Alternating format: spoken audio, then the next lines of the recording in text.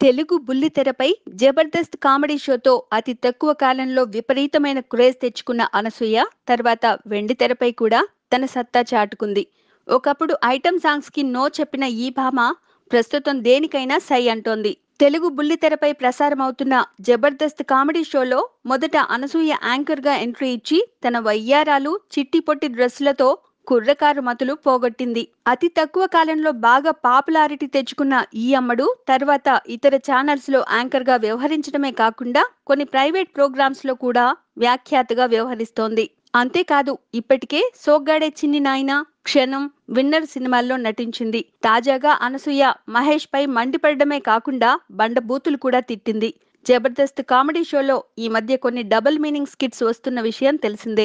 ఇలాంటి స్కిట్స్ పై చాలా మంది విమర్శలు గుప్పిస్తున్నా తమకేమి పట్టనట్లుగా వ్యవహరిస్తున్నారు అందులో నటించే నటీనటులు. అయితే యాంకర్స్ గా వ్యవహరిస్తున్న అనసూయ, రష్మిలపై కూడా కొంతమంది జబర్దస్త్ టీమ్ లీడర్స్ సెటైర్స్ వేయడమే కాకుండా డబుల్ మీనింగ్ మాటలు కూడా మాట్లాడుతున్నారు.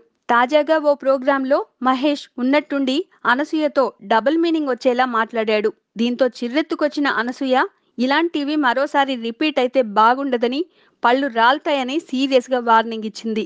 అంతేకాదు అందరూ చూస్తుండగానే బండబూతులు తిట్టింది. ఇక ఇలాంటి వేడుకలు ఈ మధ్య జబర్దస్త్ కార్యక్రమంలో ఇలాంటి చీప్ ట్రిక్స్ బాగానే ప్లే చేస్తున్నారని, ఆ మధ్య సుధీర్ గ్రూప్ పై జడ్జీలుగా వ్యవహరిస్తున్న నాగేంద్ర బాబు, రోజాలు సీరియస్ కావడం, తర్వాత అది స్కిట్ లో భాగమని చెప్పడంపై నెటిజన్లు అసహనం వ్యక్తం చేస్తున్నారు. Please subscribe. Hi, it's me Purna. Please subscribe.